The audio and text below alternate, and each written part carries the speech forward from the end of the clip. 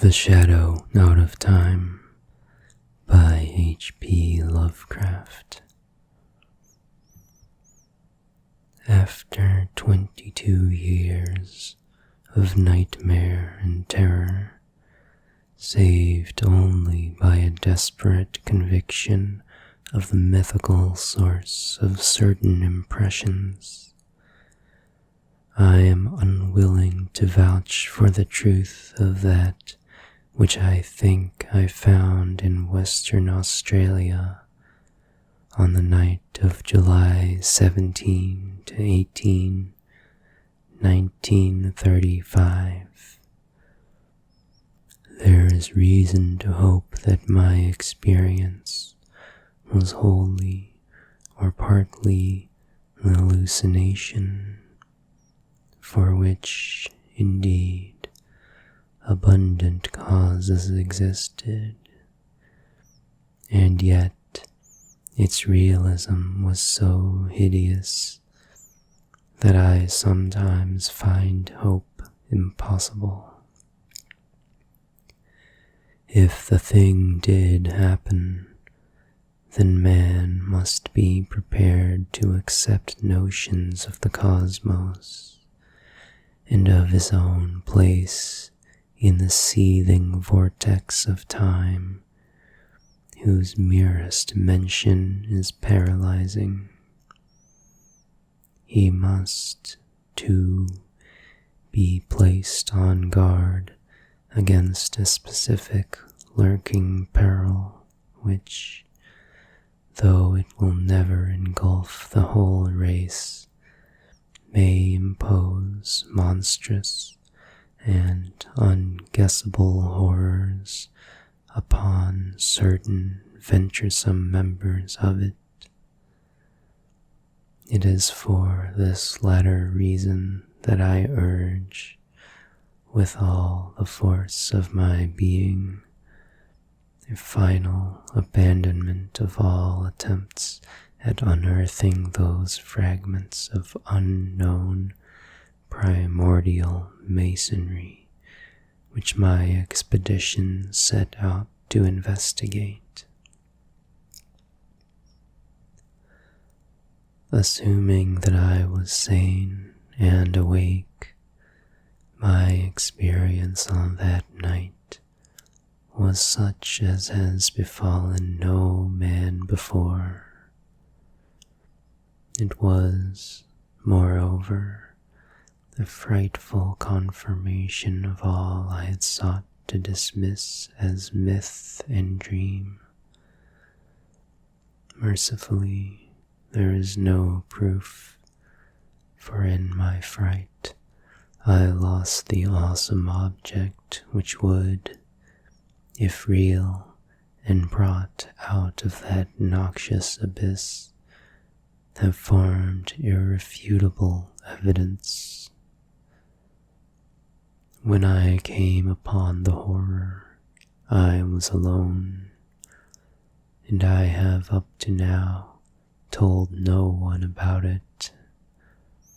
I could not stop the others from digging in its direction, but chance and the shifting sand have so far saved them from finding it.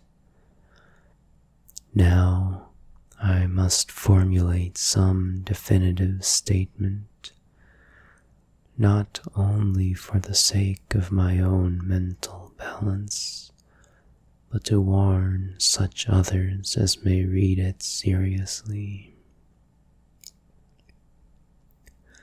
These pages, much in whose earlier parts will be familiar to close readers of the general and scientific press, are written in the cabin of the ship that is bringing me home. I shall give them to my son, Professor Wingate Peasley of Miskatonic University, the only member of my family who stuck to me after my queer amnesia of long ago, and the man best informed on the inner facts of my case. Of all living persons, he is least likely to ridicule what I shall tell of that fateful night. I did not enlighten him orally before sailing, because I think he had better have the revelation in written form. Reading and rereading at leisure will leave him with more convincing picture than my confused tongue could hope to convey. He can do as he thinks best with this account, showing it with suitable comment to any quarters where it will be likely to accomplish good.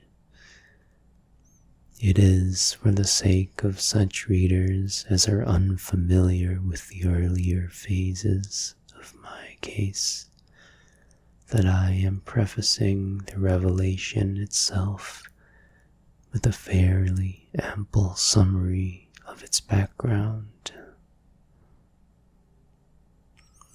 My name is Nathaniel Wingate Peasley, and those who recall the newspaper tales of a generation back, or the letters and articles in psychological journals 6 or 7 years ago, will know who and what I am. The press was filled with the details of my strange amnesia in 1908 to 1913, and much was made of the traditions of horror, madness, and witchcraft which lurk behind the ancient Massachusetts town then and now forming my place of residence. Yet I would have it known that there is nothing whatever of the mad or sinister in my heredity and early life.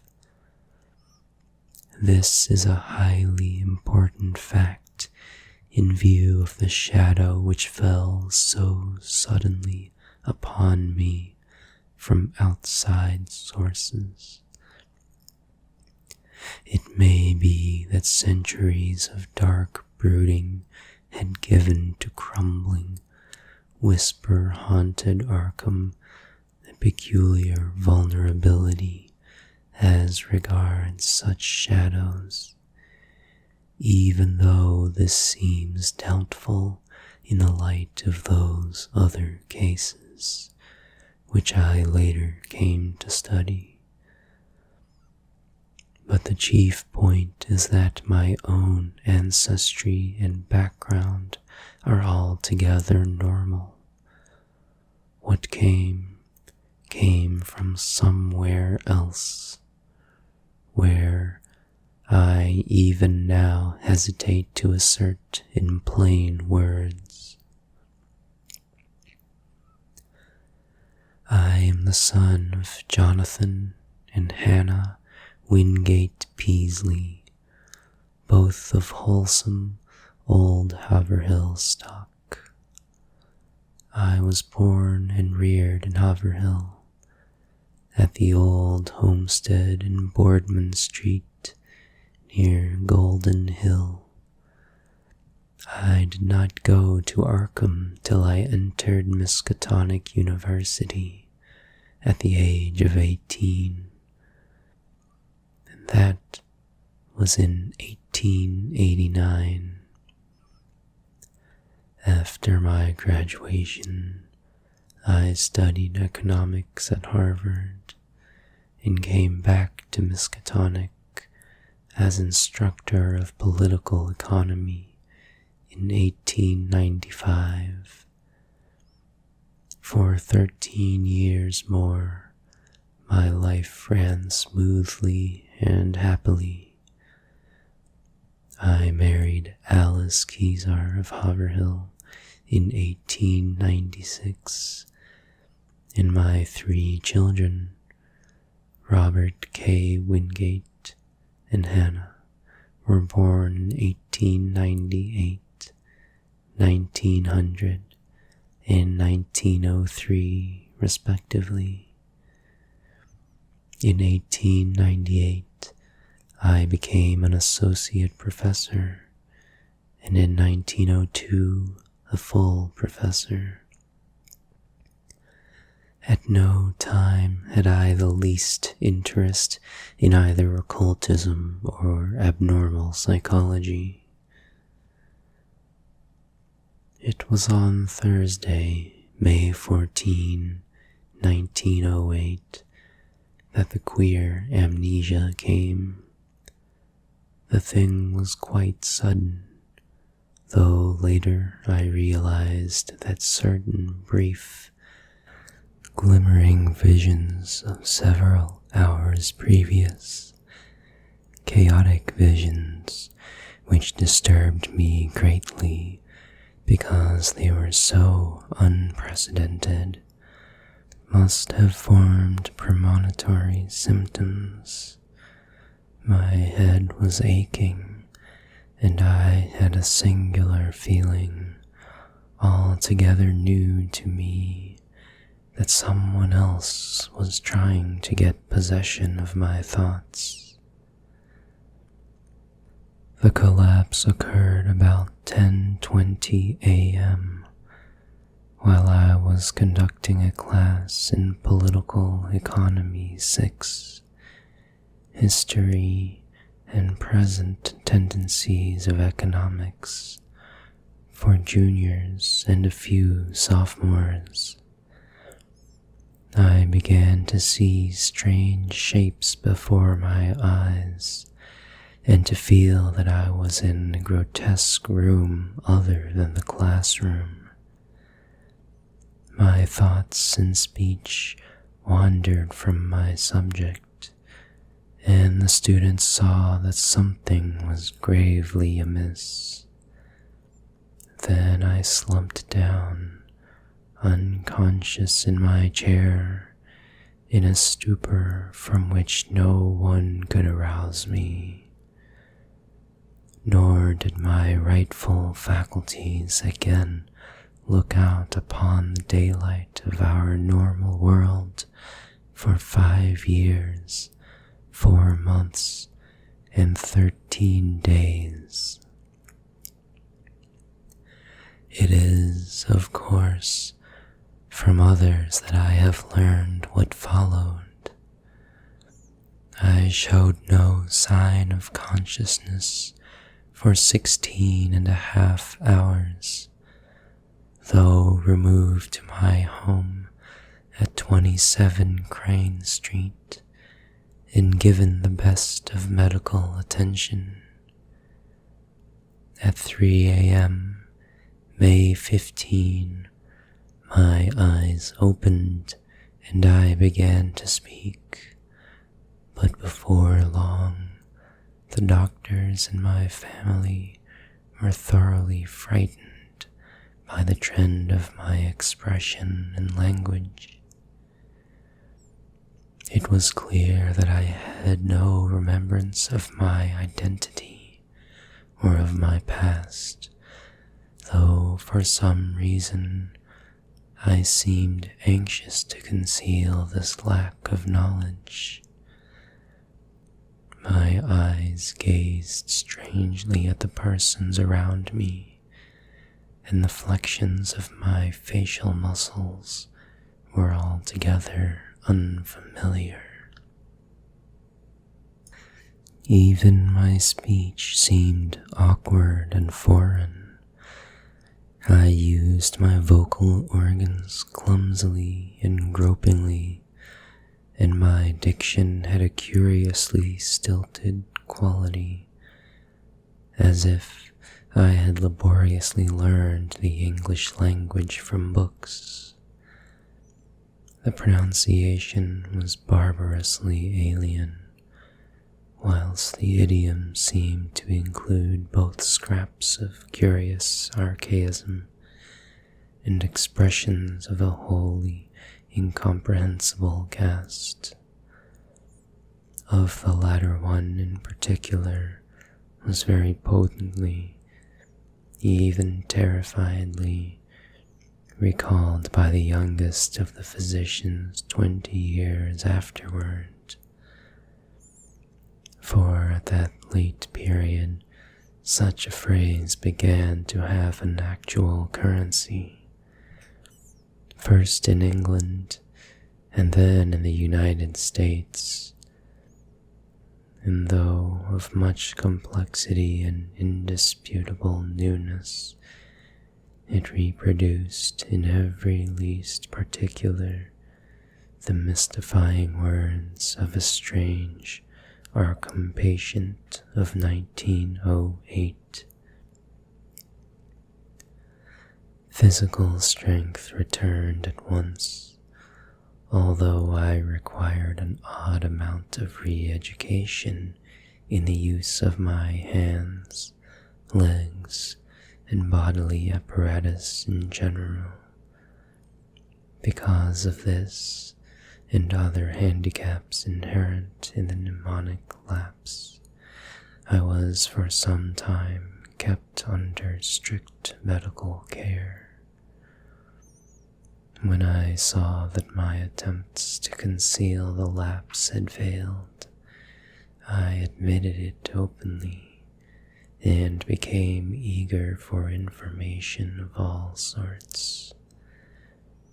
Indeed, it seemed to the doctors that I had lost interest in my proper personality as soon as I found the case of amnesia accepted as a natural thing.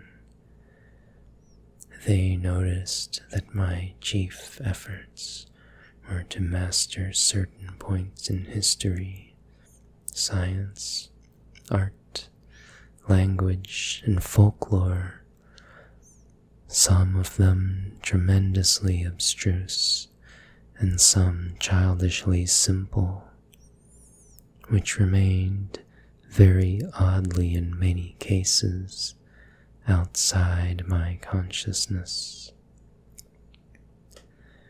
At the same time, they noticed that I had an inexplicable command of many almost unknown sorts of knowledge, a command which I seemed to wish to hide rather than display.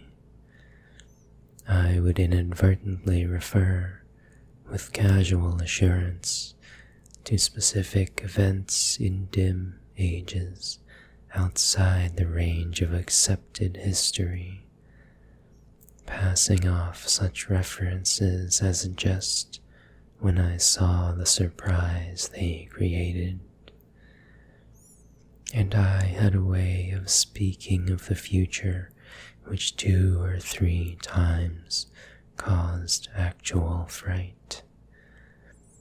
These uncanny flashes soon ceased to appear, though some observers laid their vanishment more to a certain furtive caution on my part than to any waning of the strange knowledge behind them.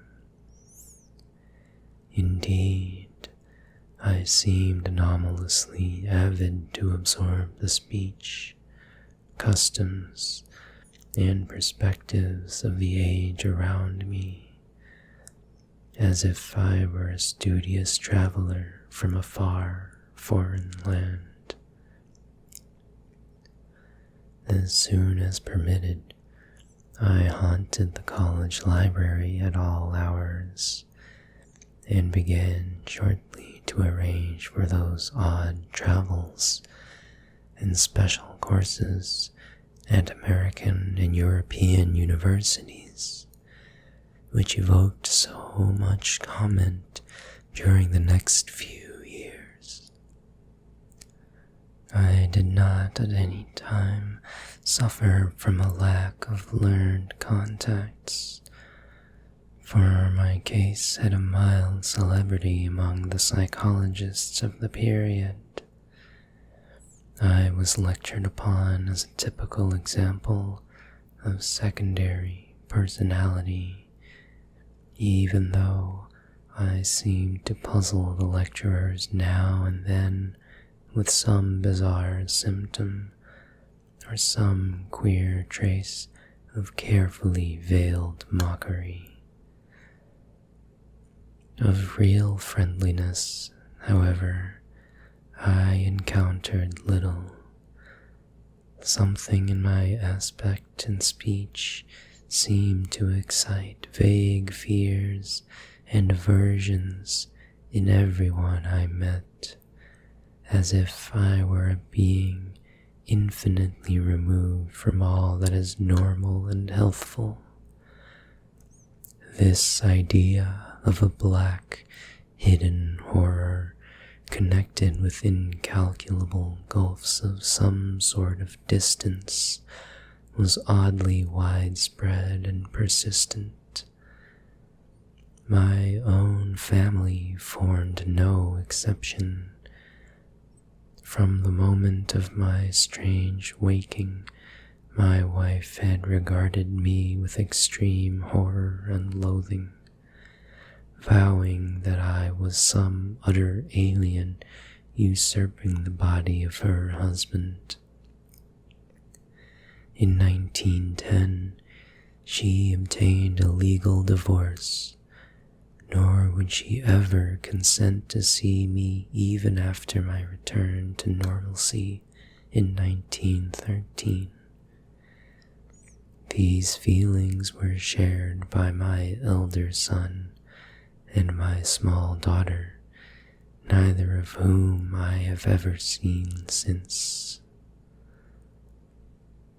Only my second son, Wingate, seemed able to conquer the terror and repulsion which my change aroused. He indeed felt that I was a stranger, but though only 8 years old, held fast to a faith that my proper self would return.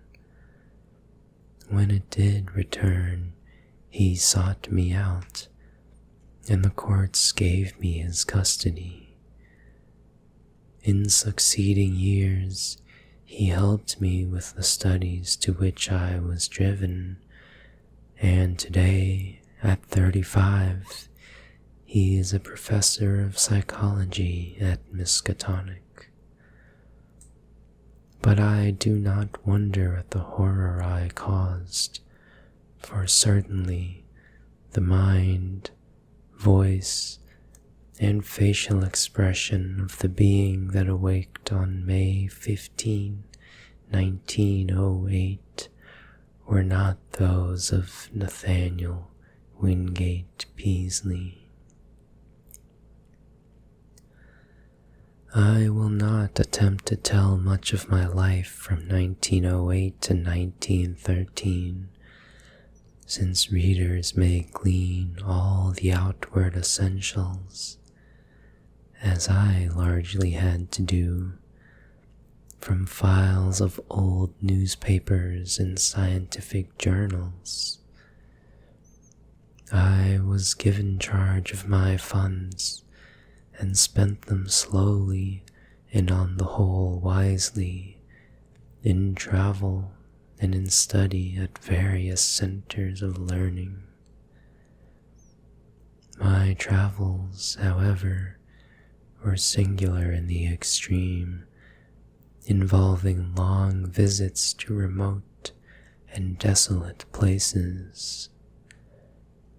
In 1909, I spent a month in the Himalayas, and in 1911 aroused much attention through a camel trip into the unknown deserts of Arabia. What happened on those journeys I have never been able to learn.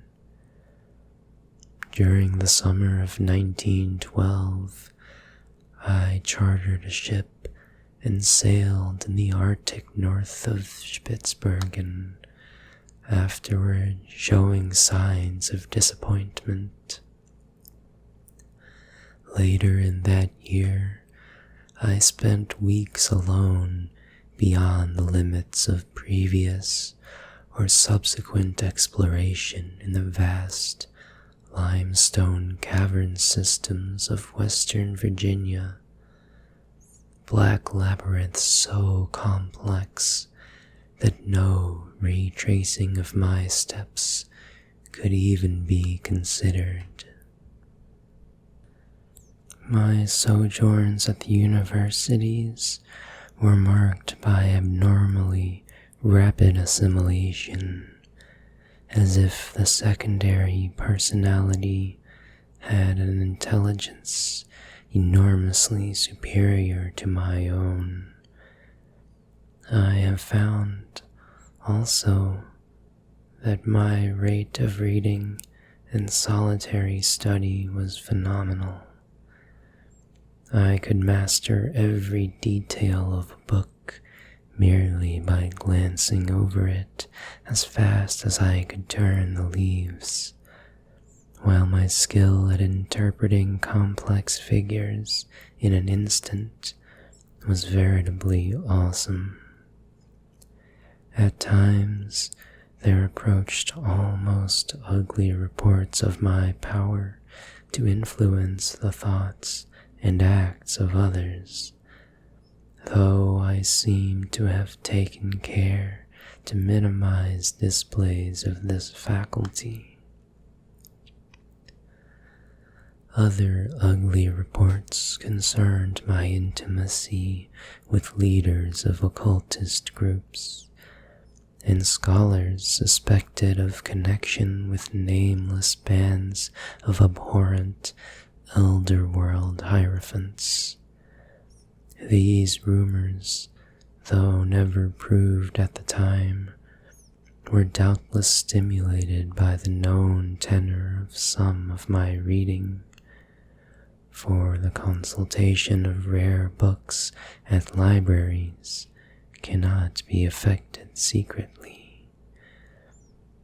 There is tangible proof in the form of marginal notes that I went minutely through such things as the Comte d'Erlitz Kultstilguls, Ludwig Prinz de Vermis Mysteries, the Unaussprechlichen Kulten of von Junst, the surviving fragments of the puzzling Book of Ibon, and the dreaded Necronomicon of the mad Arab Abdul al-Hazred. Then, too, it is undeniable that a fresh and evil wave of underground cult activity set in about the time of my odd mutation. In the summer of 1913, I began to display signs of ennui and flagging interest, and to hint to various associates that a change might soon be expected in me. I spoke of returning memories of my earlier life, though most auditors judged me insincere, since all the recollections I gave were casual, and such as might have been learned from my old private papers. About the middle of August, I returned to Arkham and reopened my long-closed house in Crane Street. Here, I installed a mechanism of the most curious aspect, constructed piecemeal by different makers of scientific apparatus in Europe and America, and guarded carefully from the sight of anyone intelligent enough to analyze it. Those who did see it a workman, a servant, and the new housekeeper say that it was a queer mixture of rods, wheels, and mirrors, though only about 2 feet tall, 1 foot wide, and 1 foot thick. The central mirror was circular and convex. All this is borne out by such makers of parts as can be located. On the evening of Friday, September 26, I dismissed the housekeeper and the maid till noon of the next day. Lights burned in the house till late, and a lean, dark, curiously foreign-looking man called in an automobile. It was about 1 a.m. that the lights were last seen. At 2:15 a.m., a policeman observed the place in darkness, but with the stranger's motor still at the curb. By 4 o'clock, the motor was certainly gone. It was at 6 that a hesitant, foreign voice on the telephone asked Dr. Watson to call at my house and bring me out of a particular faint. This call, a long-distance one, was later traced to a public booth in the North Station in Boston, but no sign of the lean foreigner was ever unearthed. When the doctor reached my house, he found me unconscious in the sitting room, in an easy chair with a table drawn up before it. On the polished tabletop were scratches showing where some heavy object had rested. The queer machine was gone, nor was anything afterward heard of it. Undoubtedly, the dark, lean foreigner had taken it away. In the library grate were abundant ashes, evidently left from the burning of every remaining scrap of paper on which I had written since the advent of the amnesia. Dr. Wilson found my breathing very peculiar, but after hypodermic injection, it became more regular. At 11:15 a.m., September 27, I stirred vigorously, and my hitherto mask-like face began to show signs of expression.